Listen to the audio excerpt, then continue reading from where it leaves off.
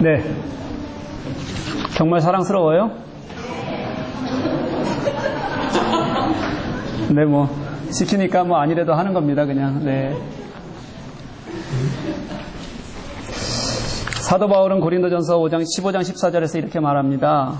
그리스도께서 만일 다시 살아나지 못하셨으면 우리가 전파하는 것도 헛것이요 또 너희 믿음도 헛것이며. 우리가 지난 강의에서 나누었던 것처럼요, 당시 초대교회 사람들에게는 예수께서 하나님이셨다는 가장 중요한 증거가 바로 예수님의 부활이었어요. 예수님의 부활은요, 그냥 예수님이 부활하셨다는 역사성뿐만 아니라 부활하셨기 때문에 따르던 사람들에게 위로가 되었고 또 힘이 되었고 그들이 어떻게 믿어가야 할지에 대한 믿음의 근거와 복음의 능력이 되었어요. 그래서 존 업다이크라는 사람은 부활에 관한 시에서 우리가 얼마나 부활을 실제 삶에서 느끼며 살아가야 되는지 이렇게 노래합니다. 실수하지 마라.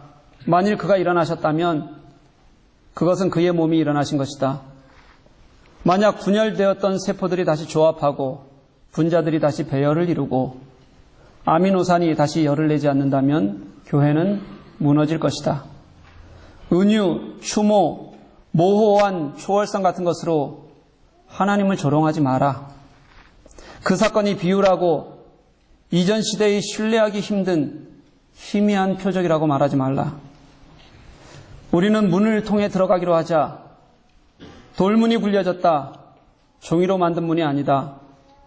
이야기 속의 돌이 아니다.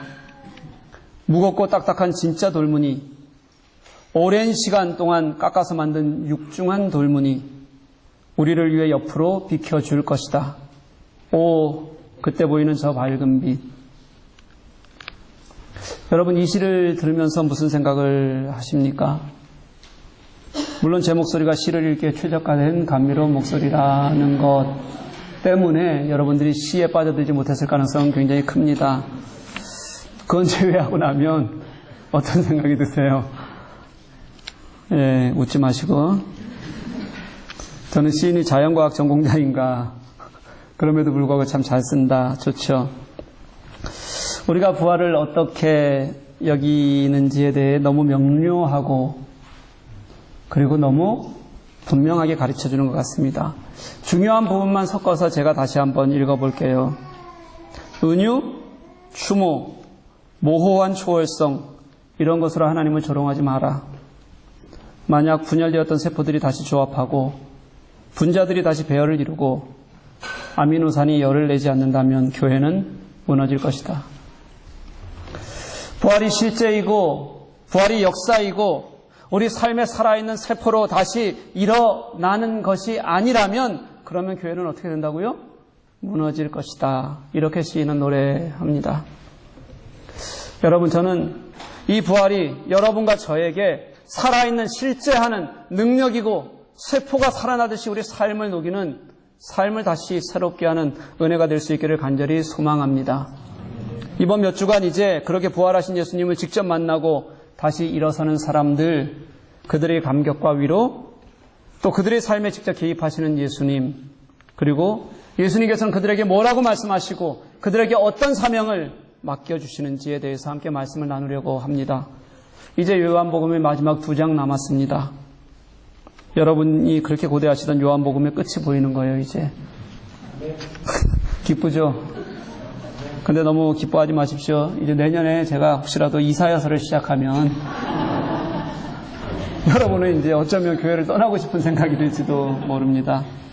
최소 4년, 길게 5년에서 6년. 여러분들은 오늘부터 기도하세요. 목사님이 이사야서를 선택하지 말게 하여 주소서. 네. 어쨌든 요한복음은 이제 올해 끝이 난다는 거예요.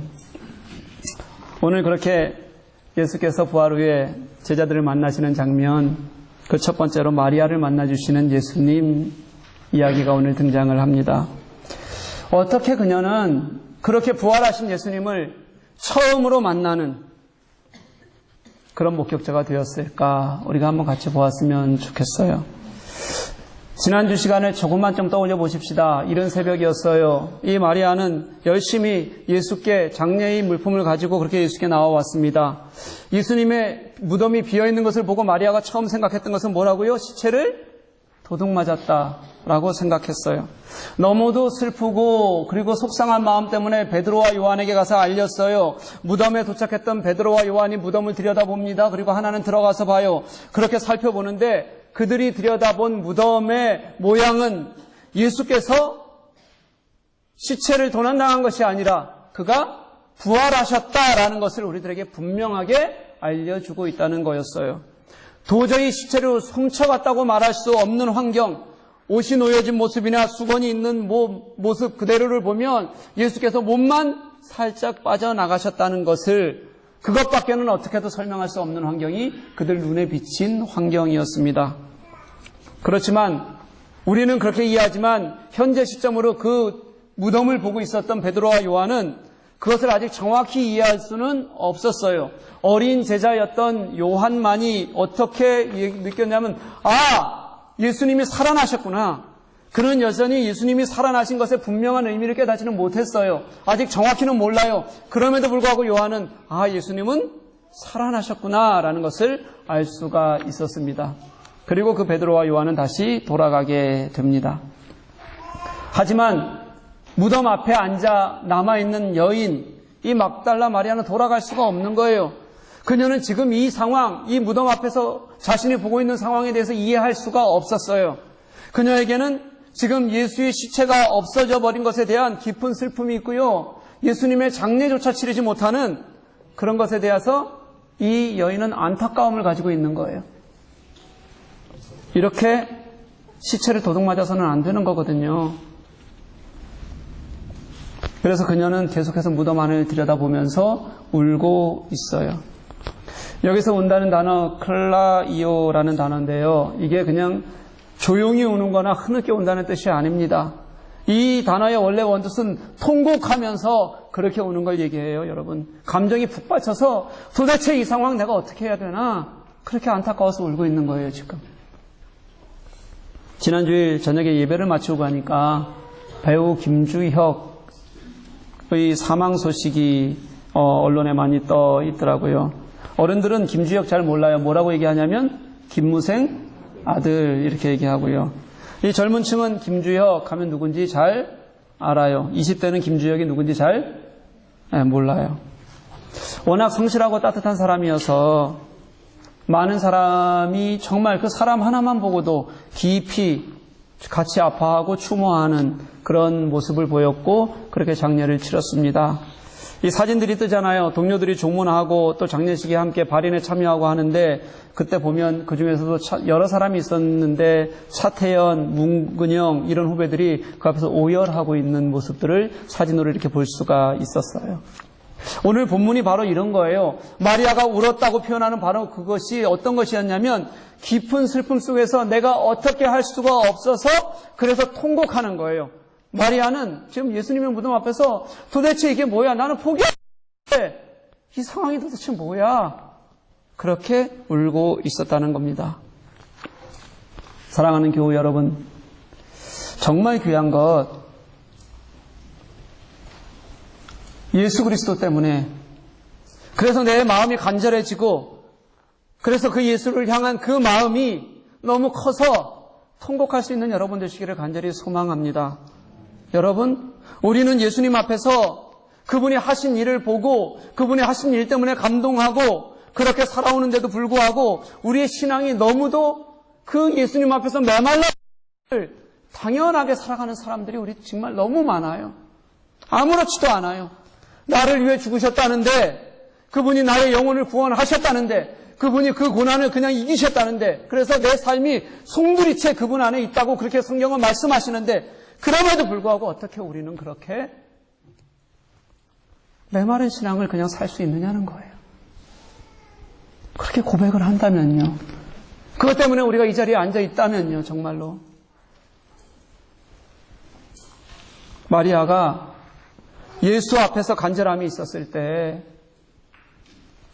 그는 여전히 예수님의 부활에 대해서 알지 못했거든요. 그럼에도 불구하고 예수님을 사랑하는 마음이 있었고 그 마음을 같이 아파했고 그리고 사라진 시체를 보고 통곡하는 마음이 그 속에 있었으니까 그러니까 가장 먼저 하나님의 예수 그리스도의 은혜를 만나는 은혜를 경험하는 그런 사람이 되었다는 거예요, 여러분. 우리도 그럴 수 있기를 간절히 소망합니다.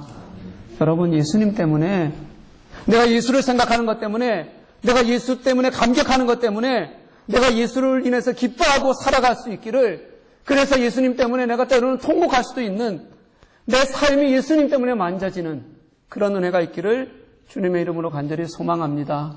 여러분 그거 찾으셔야 돼요. 그렇게 울고 있을 때 이 무덤 앞에서 두 가지 일이 벌어져요. 그 첫 번째가 천사 둘이 나타나서 묻는 거예요. 여자여 어찌하여 우느냐? 이 질문은 이런 뜻입니다. 너 지금 울지 말아야 돼. 지금 이 상황 예수께서 무덤에서 사라진 상황이 슬퍼서 아파서 안타까워서 울어야 될 상황이 아니라는 거예요. 여자여 어찌하여 우느냐? 그녀가 보고 느낀 감정은요. 통곡해야 될 상황이 분명했어요. 그럼에도 불구하고 천사는 지금 아직도 깨닫지 못했기 때문이지 울 일이 아니라는 거예요.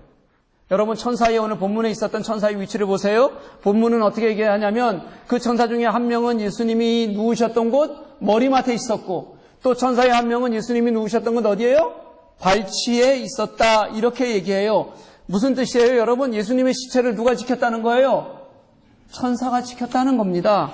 하나님께서 그 시체를 도난당하도록 두지 아니하셨다는 의미예요. 그렇게 천사는 예수님의 시체를 지키고 있었어요. 이전에는 보이지 않던 천사들이 이제 마리아의 눈에 들어와서 예수 때문에 아파하고 예수 때문에 마음 쓰려하는 한 여인에게 그 가녀린 여인에게 이제 울지 말아도 돼. 울지 않아도 돼. 이게 울 일이 아니야. 이렇게 그 여인을 위로하기 시작했다는 거예요.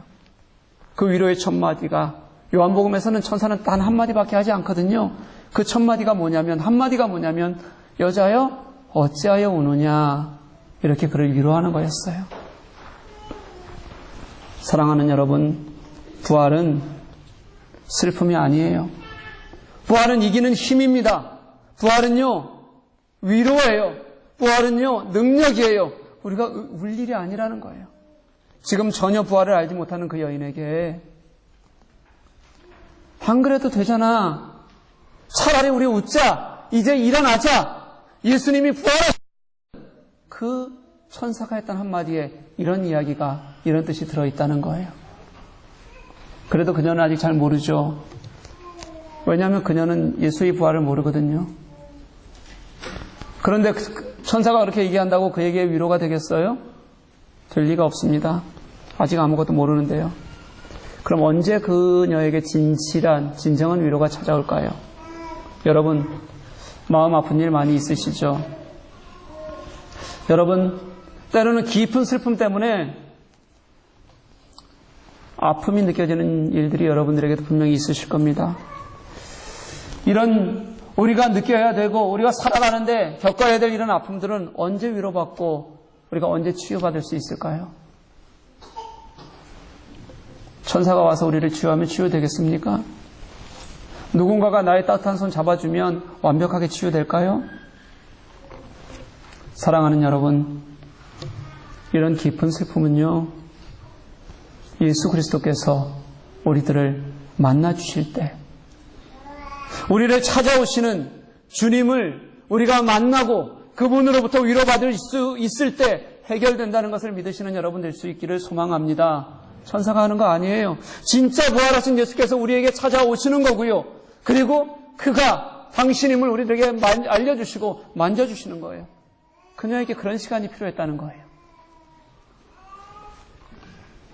그렇게 천사가 묻고 이 여인이 대답하는 도중에 갑자기 마리아의 뒤에 이상한 기운이 느껴졌어요.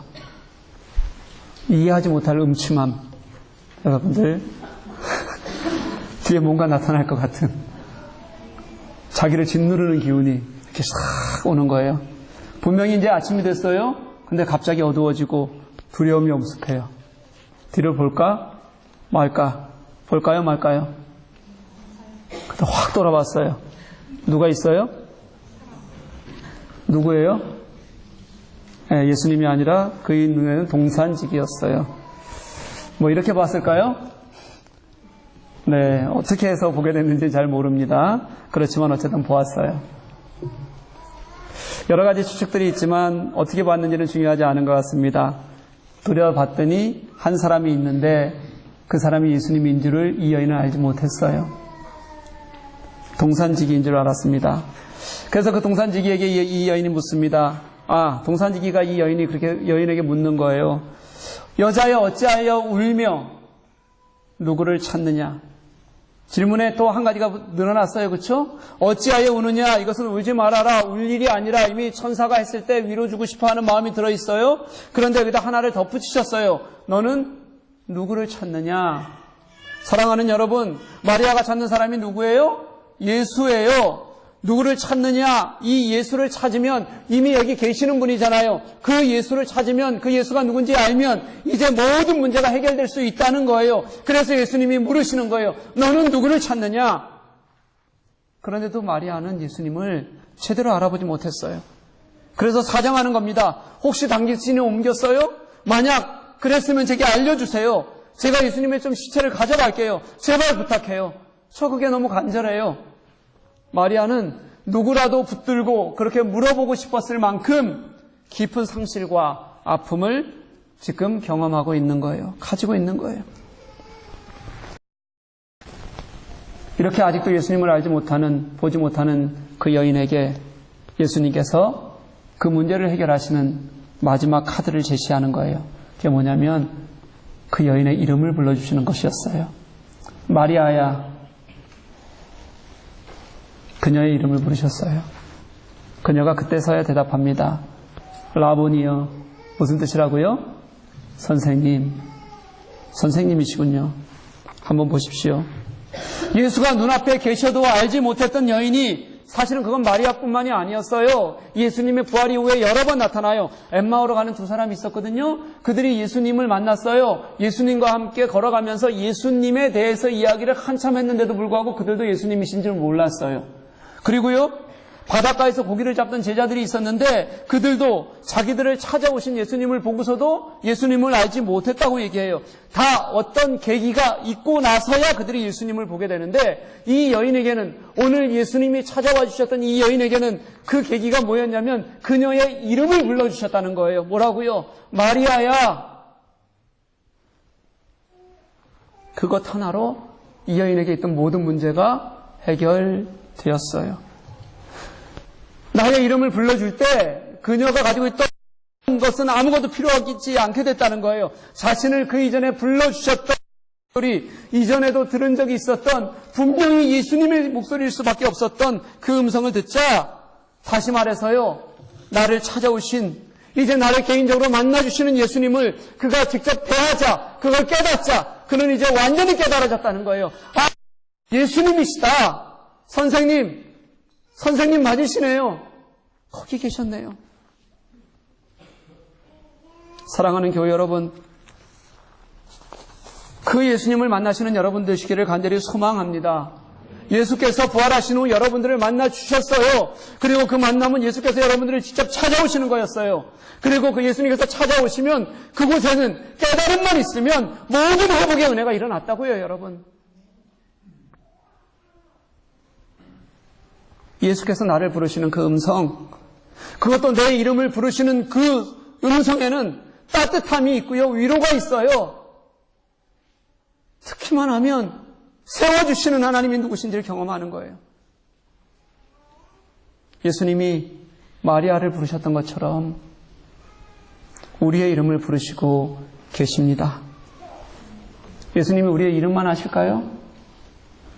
나의 모든 것을, 나의 상황을, 아픔을 아시는 그 예수님이 나의 이름을 부르실 때는 그게 그냥 불러주신 것으로 그치는 것이 아니라 나의 아픔을 싸매겠다는 거 아니에요, 여러분?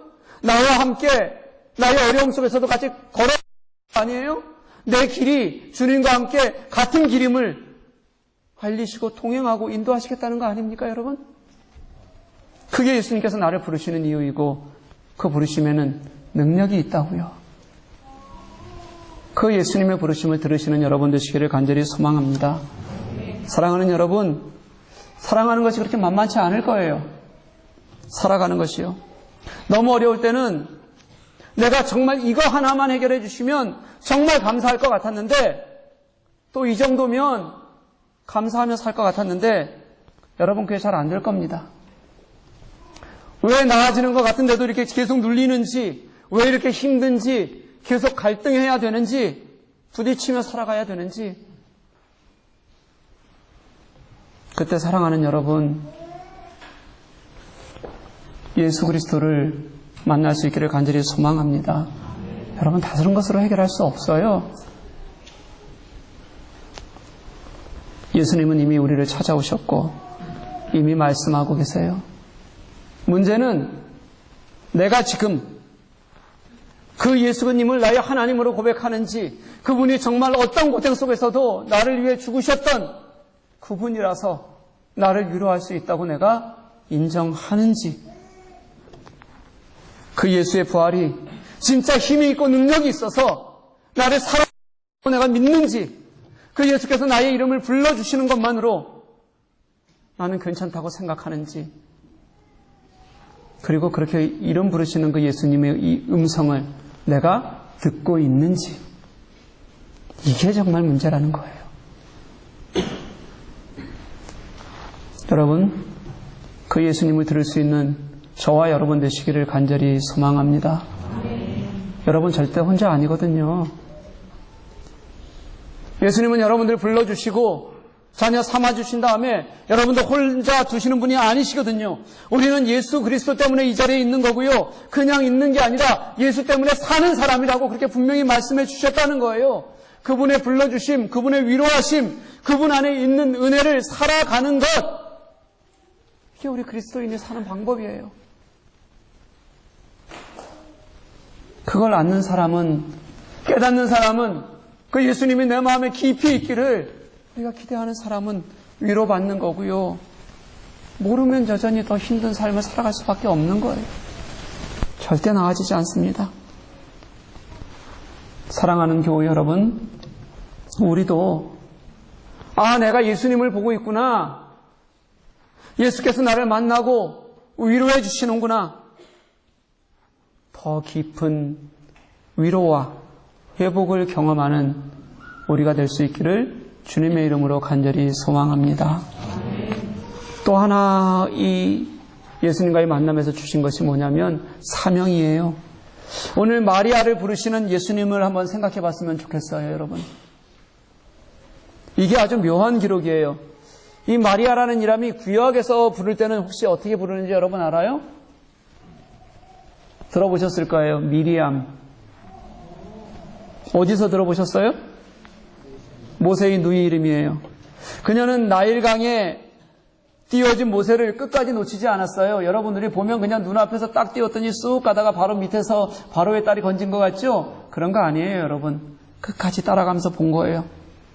원래 했던 아이 모세가 결국 생명의 구원을 얻도록 도왔던 여인이 미리암이었어요. 요한은 이렇게 표기를 해요. 그 이전에 마리아라는 이름을 표현할 때는 전부 다 마리아라고 표현했어요, 그냥. 근데 오늘 예수께서 마리아를 부르시는 이 16절, 그리고 그 다음 절에 나오는 18절, 요 두 절만 모든 복음서를 통틀어서 히브리어를 헬라어로 변형해서 쓸 때는 어떻게 쓰냐면 마리암 이렇게 쓰게 돼요. 이 단어를 요 두 곳에서만 써요, 여러분. 이게 무슨 말이냐면요, 구약의 미리암은요 선지자로 대우받았어요. 그리고 모세를 위해서 끝까지 헌신했던, 실수도 있었지만 마지막까지 헌신했던 누이였어요. 오늘 본문이 예수님이 이 마리아를 부를 때 그냥 불렀다는 것이 아니라는 거예요. 뭐냐면 마리아는 부활하신 예수님께서 자신의 이름을 불러주는 순간 그 여인은 깊은 슬픔에서 회복되는 놀라운 은혜를 경험했고요. 이 자리가 슬픔의 자리가 아니구나, 이 자리가 부활의 자리였구나, 내가 예수님을 보고 있구나, 나를 위로하시는구나, 그렇게 은혜의 회복의 경험을 했고요. 그 다음이 뭐냐면 전혀 기대치도 않았어요. 자기의 삶에 그런 은혜가 상상도 하지 못하는 큰 은혜를 입는 거예요. 뭐냐면요, 미리암이 선지자로 하나님을 찬양했던 것처럼, 이스라엘 메시지를 전할 수 있었던 것처럼 마리아 제자들에게 가장 먼저 예수님의 부활을 보았다고, 내가 예수님을 만났다고 전하는 첫 번째 사람이 되었다는 거예요. 처음 보았을 뿐만 아니라 처음 전하는 사람, 부활하신 예수님의 첫 번째 증거자가 된 여인이 바로 누구였어요? 이 마리아였어요. 내가 주를 보았다. 내가 예수님을 보았다. 그것도 예수님을 따르던 제자들에게까지 먼저 전하는 그런 여인이 되었다는 거예요. 저는 여러분 이 장면을 묵상하는데 너무 좋아요. 예수님께서는 정말 아무것도 할 수 없을 것 같았던 이 가녀린 여인, 비통해하기만 하는 그 여인에게 먼저 찾아오셨어요. 그리고 그녀의 이름을 불러주시고, 그리고 예수님의 첫 번째 증인이 되게 하셨어요. 이게 도대체 무슨 은혜일까요? 그녀가 가진 것이라고는 없었고 이전에도 가졌던 것이라고는 아무것도 없는, 지금 그녀가 가졌던 게 뭐예요? 예수님을 생각하고 예수님의 죽음을 안타까워하는 통곡, 그거 하나였는데, 그래서 사실은 세상적으로 보면 이 여인이 다시 일어날 수 있을까? 무엇을 할 수 있을까? 그런 가녀린 여인을 예수님께서는 사용하셔서요, 제자들에게 당신의 부활을 전하는 첫 번째 사명을 이 여인에게 맡겨주셨다는 거예요. 아무것도 없었던, 기대하지 않았던 여인에게. 예수님은 우리에게도 동일하게 일하시는 것을 믿으시기 바랍니다. 사랑하는 교회 여러분, 저는 우리가 그 증인이 되기를 소망합니다. 우리가 예수님을 마음에 품고 기도하면, 그분을 간절히 소망하면, 우리가 그분의 마음이 있는 곳에 우리면요, 우리가 보고 있는 것과 예수님이 보고 있는 곳이 같은 곳을 보면 우리도 우리의 기대를 넘어서 예수님을, 그 놀라운 예수님을 경험하게 된다는 거예요. 부활은 예수님이 살아나신과 동시에 우리에게는 우리의 이름을 불러주셔서 능력을 주시는 이름이고, 그래서 회복케 하시는 것이고요. 또 당신의 살아계심을, 그리고 은혜를 전하는 사명이었다는 것이 저는 그래서 너무도 좋아요. 그냥 가만히 있는 것이 아니에요, 여러분. 예수님에 대한 간절함만 있으면, 그리고 내가 예수님을 향해서 우리의 마음을 내어놓는 통곡이 있으면 부활이 그렇게 나의 위로가 되고요, 힘이 되고 소망이 된다는 거예요. 여러분 얼마나 좋아요. 마음만 있으면 되는데요. 지난 한 달여간 제가 아이들과 소소한 시간을 많이 보냈습니다. 밥하고 빨래하고 청소하고, 그럼 진짜 하루가 훌쩍 지나가는, 기는 개뿔 못 지나가요. 저는 살림이 체질인가 봐요, 살림이. 시간을 얼마 안 내고도 뚝딱뚝딱 다 해치울 수가 있었습니다. 제가 목회와 살림 중에 뭘 더 잘하느냐고 물어보면 저는 살림이라고 말하고 싶습니다. 저는 전업주부였던 것 같아요, 전생에. 이거 성서적이지 않으니까 잃어버리세요. 그냥 웃자고 하는 얘기니까, 전생은. 그런 시간에 소소하게 이제 하면서 소소하게 아이들과 함께 시간을 가지게 되고, 그 시간이 참 좋더라고요. 그러면서 많이 생각했습니다. 관계라는 게, 제가 아이들을 사랑하지만 그래도 실제로 부딪히고 또 이야기하고 같이 앉아있기도 하고 그때 더 따뜻해진다는 걸 제가 알겠더라고요. 아이가 그래요. 한 달 우리가 가족처럼 지냈다. 한 달 동안. 그 이전에는 그럼 뭐였냐면 옆방 아저씨. 네. 저는 예수님을 만난다는 것이 그런 것 같습니다. 그냥 아는 거 아니에요, 여러분. 그냥 우리가 예수님 사랑한다고 말하는 거, 그걸로 다 되는 거 아니에요, 여러분. 나를 위해서 죽으셨다는 분, 그분이 다시 살아나셔서 소망이 되셨다는 분, 그 때문에 우리가 그분과 함께 죽기도 하고 그 소망으로 같이 호흡해야지, 그래야 그분이 내 하나님이 되시는 거고 나의 예수님이 되는 거예요, 여러분. 사랑하는 교회 여러분, 우리가 그렇게 부활의 소망을 살 수 있기를 소망합니다. 우리 부활이 여러분들에게 진짜 위로가 됐으면 좋겠어요. 여러분들이 부활의 증거자가 된다는 게 무엇인지 여러분의 삶 속에서 좀 들었어요. 그리고 그게 얼마나 기쁜 일인지 보잘것없는 나도 하나님께서 어떻게 사용하시는지, 구원을 위해서 나를 어떻게 사용하시는지 좀 보았으면 좋겠어요. 여러분, 일 잘하시잖아요. 깔끔하게 처리하잖아요. 왜 복음을 위해서는 우리가 그걸 못한다고? 예수와 내가 함께 같이 살아간다는 것은 안 된다고 우리가 미리 포기하고 사냐는 거예요. 한 보잘것없는 여인에게 주신 이 은혜가 오늘 나 같은 사람에게도, 나도 사실은 못한다고 생각했는데 보잘것없는 이런 신앙의 문외와 같은 나에게도 예수에 대한 간절함만 있으면, 나를 사랑하시는 그 예수님을 내가 마음에 품으면 나도 그렇게 당신과 함께 은혜를 누리고 호흡하고 회복되고 전하고, 이게 내 삶 속에서 관계를 가지고 살아갈 수 있다는 걸 여러분 깨닫고 누릴 수 있기를 간절히 소망합니다. 부활은 지금 이 자리에 나에게 직접 역사하시는 하나님을 만나는 거예요. 그 하나님이 위로가 되셨다, 능력이 되셨다, 나를 소망케 한다.